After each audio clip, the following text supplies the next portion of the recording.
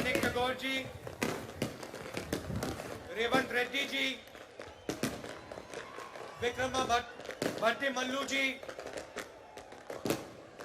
मधु याक्षी जी, दामोदर नरसिम्हा जी, जन्ना रेड्डी जी, पोन्नला जी, शाबिर अली जी, जीवन रेड्डी जी, उत्तम रेड्डी जी, मोहम्मद अजहरुद्दीन जी, जग्गा रेड्डी जी, भाइयों और बहनों, कांग्रेस के हमारे प्यारे कार्यकर्ता, प्रेस के हमारे मित्रों, आप सबका यहां बहुत बहुत स्वागत, नमस्कार। ये जो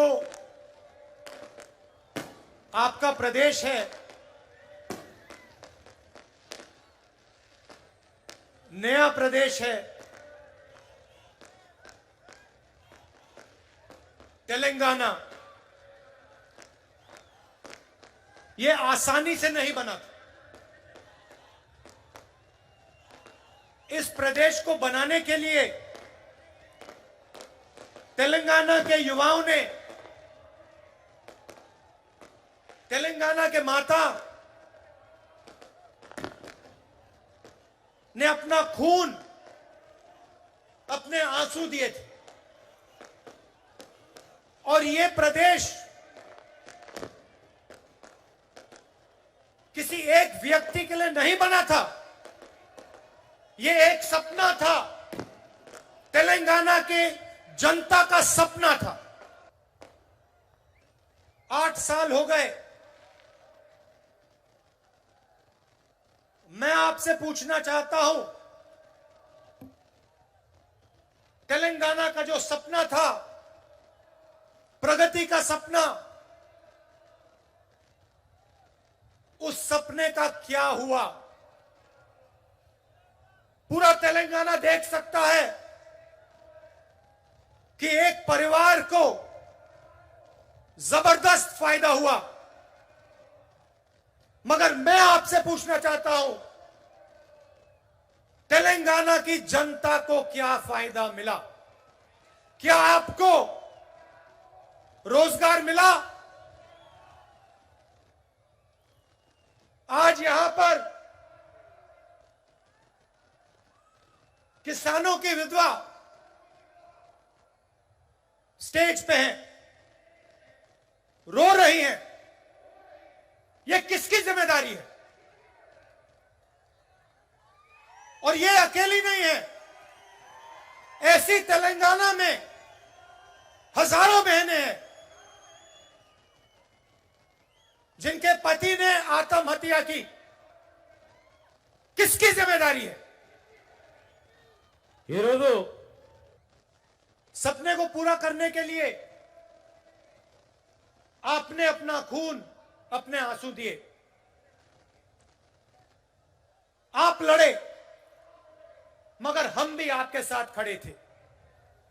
कांग्रेस पार्टी ने भी आपके साथ ये लड़ाई लड़ी और अंत में कांग्रेस पार्टी ने और सोनिया गांधी जी ने यह काम पूरा करके तेलंगाना की जनता को दिया। और भाइयों और बहनों, आप ये मत भूलिए, यह काम कांग्रेस पार्टी के लिए आसान नहीं था। कांग्रेस पार्टी को नुकसान हुआ, हमें मालूम था कि हमें नुकसान होने जा रहा है, मगर हम तेलंगाना की जनता के साथ खड़े हुए और हमने मिलकर, आपके साथ मिलकर आपको नया प्रदेश दिया। आपने सोचा था कि तेलंगाना की जनता की सरकार बनेगी, किसानों की सरकार बनेगी, मजदूरों की सरकार बनेगी, गरीबों की सरकार बनेगी। पता लगा जनता की सरकार नहीं बनी। आज तेलंगाना में कहा जाता है कि चीफ मिनिस्टर है, मगर ये चीफ मिनिस्टर नहीं है, ये राजा हैं। राजा और मुख्यमंत्री में क्या फर्क होता है? मुख्यमंत्री जनता की आवाज को सुनता है, राजा जनता की आवाज को नहीं सुनता है। राजा जो करना चाहता है वो कर डालता है। मुख्यमंत्री लोकतंत्र में भरोसा करता है, मुख्यमंत्री जनता की बात सुनकर निर्णय लेता है। राजा को लोकतंत्र से कुछ लेना देना नहीं। जो राजा के दिल में आता है वो राजा कर देता है। यह फर्क है। छत्तीसगढ़ में हमारी सरकार है। चुनाव के समय हमने 2 वायदे किए थे, बड़े वायदे किए थे। पहला वायदा कि छत्तीसगढ़ के किसानों का हम कर्जा माफ करके दिखा देंगे, और दूसरा वायदा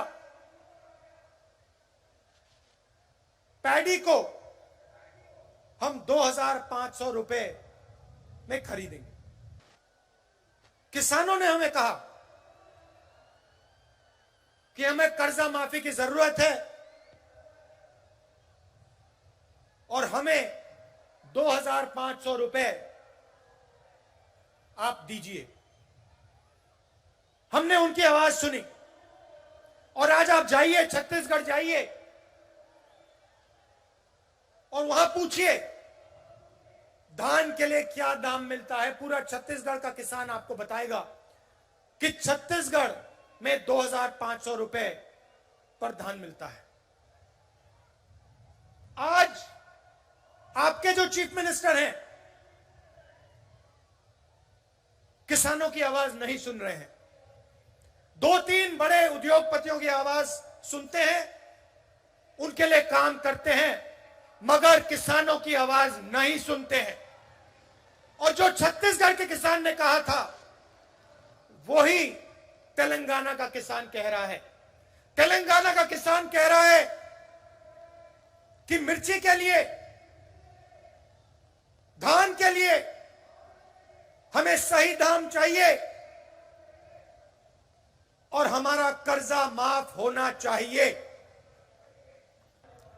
छत्तीसगढ़, तेलंगाना के किसी भी किसान को घबराने की जरूरत नहीं है। जैसे ही कांग्रेस पार्टी की यहां सरकार बनेगी वैसे 2 लाख रुपए का कर्जा माफ होगा और आपको सही एमएसपी मिलनी शुरू हो जाएगी। आपको ज्यादा समय रुकने की जरूरत नहीं है। आप घबराइए मत, डरिए मत। यह काम कुछ ही महीने में कांग्रेस पार्टी करके आपको दे देगी। ये खोखले शब्द नहीं है, ये तेलंगाना के सपने को पूरे करने का पहला कदम है। किसानों की मदद, किसानों की रक्षा के बिना तेलंगाना का सपना पूरा नहीं हो सकता है। अभी हमने वरंगल डिक्लेरेशन किया और उसमें हमने तेलंगाना के किसानों से वायदे किए। मैंने कर्जा माफी की बात की, एमएसपी की बात की, 15,000 रुपए प्रति एकड़ डायरेक्ट बेनिफिट हम किसानों को देने जा रहे हैं। और रेवंत जी ने पूरा डिक्लेरेशन पढ़ा। यह सिर्फ एक डिक्लेरेशन नहीं है, यह किसानों के लिए कांग्रेस पार्टी की गारंटी है। तेलंगाना के हर किसान को यह डिक्लेरेशन पढ़ना चाहिए। और जब आप इस डिक्लेरेशन को पढ़ेंगे आप यह बात याद रखिए कि इस डिक्लेरेशन का हर शब्द कांग्रेस पार्टी की गारंटी है। और यह हम इसलिए कर रहे हैं क्योंकि हम जानते हैं कि अगर किसान कमजोर रहेगा तो तेलंगाना का सपना पूरा कभी नहीं हो सकता है। क्योंकि किसान ही इस प्रदेश की नींव है, फाउंडेशन है। मैंने पहले आपसे सवाल पूछा था कि तेलंगाना के साथ धोखा किसने किया। तेलंगाना का जो सपना था उससे किसने धोखा किया? तेलंगाना से हजारों करोड़ रुपए किसने चोरी किए? उस व्यक्ति का नाम क्या है? नहीं, सुनाई नहीं दिया, फिर से बोलिए, क्या नाम है उसका? तो आप एक बात अच्छी तरह समझ लीजिए और कांग्रेस का हर नेता, हर कार्यकर्ता इस बात को अच्छी तरह समझे। जिस व्यक्ति ने तेलंगाना के साथ धोखा किया है, जिस व्यक्ति ने तेलंगाना से चोरी की है, जिस व्यक्ति ने तेलंगाना के सपने को नष्ट किया है, उसके साथ कांग्रेस पार्टी का कोई समझौता नहीं होगा।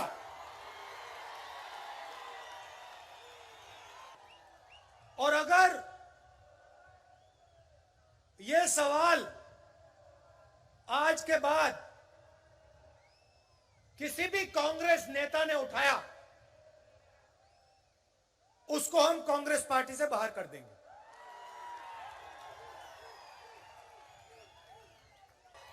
चाहे वो कोई भी हो, कितना भी बड़ा हो, उसको हम पार्टी से बाहर कर देंगे। आप अगर किसी भी कांग्रेस पार्टी के नेता को टीआरएस से समझौता करना है, तो या वो टीआरएस में चला जाए या फिर बीजेपी में चला जाए।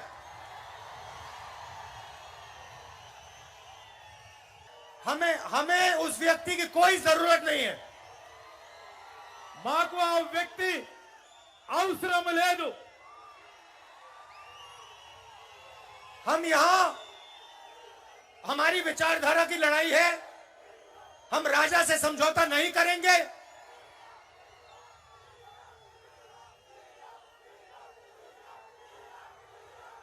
हम टीआरएस को चुनाव में हराएंगे। टीआरएस को चुनाव में हराएंगे और सीधी कांग्रेस पार्टी और टीआरएस की लड़ाई होगी। और एक बात और याद रखिए, जिस व्यक्ति ने तेलंगाना के सपने को नष्ट किया और तेलंगाना के किसानों से, मजदूरों से, युवाओं से लाखों करोड़ रुपए चोरी किए, उसको हम माफ नहीं करने वाले हैं। और चुनाव के समय जब टिकट का सवाल उठेगा, और ये सब नेताओं को अच्छी तरह बात सुननी चाहिए, जब चुनाव के समय टिकट की बात उठेगी, तो जिस व्यक्ति ने जनता की लड़ाई लड़ी होगी, उसी को मेरिट बेसिस पे टिकट मिलेगा।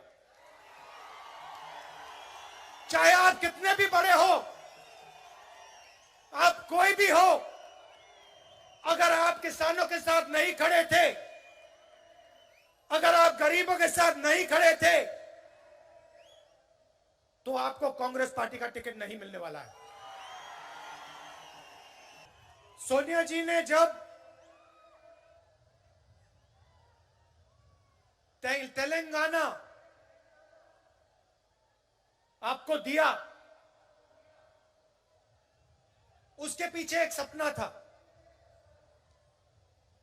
तेलंगाना की जो आवाज थी,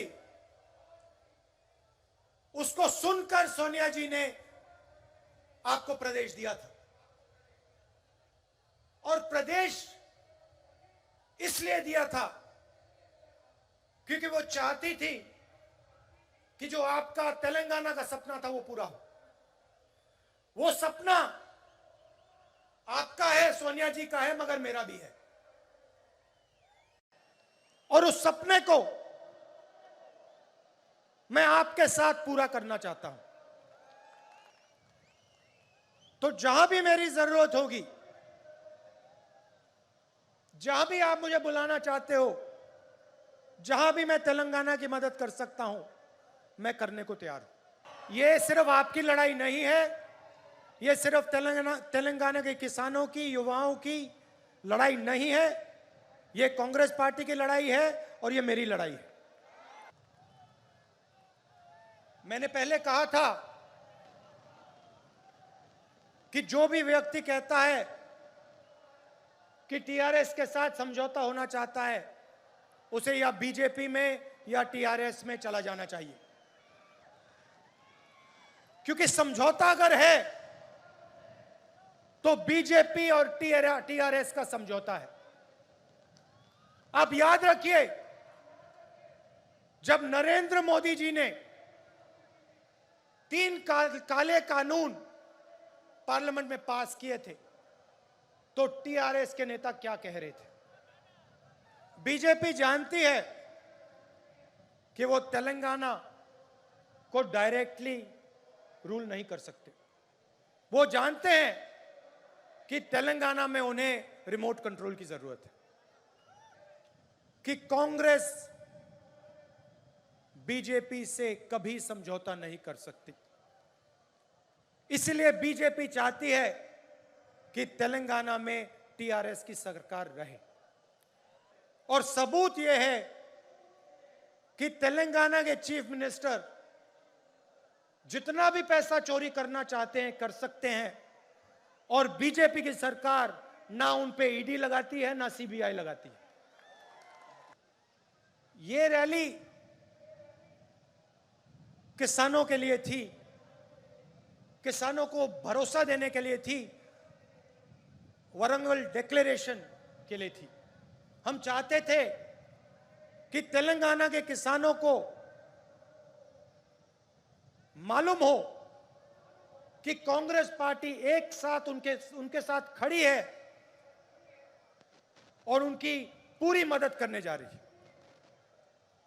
ఈరోజు ఇంత పెద్ద బహిరంగ సభ किसानों को हमने इसलिए मैसेज दिया क्योंकि वो इस प्रदेश की नींव है, फाउंडेशन है। अगली रैली में हम आदिवासियों को ऐसा ही मैसेज देना चाहते हैं, और उनकी जो लड़ाई है 10% रिजर्वेशन की जो लड़ाई है, उसमें हम उनकी पूरी मदद करने जा रहे हैं। तेलंगाना बनने के बाद आपने टीआरएस को 2 बार मौका दिया और टीआरएस ने तेलंगाना के जनता को धोखा दिया। अब आप कांग्रेस पार्टी को एक मौका दीजिए और किसानों की, गरीबों की सरकार हमें बनाने दीजिए। कांग्रेस पार्टी ही आपके साथ मिलकर तेलंगाना के सपने को पूरा कर सकती है।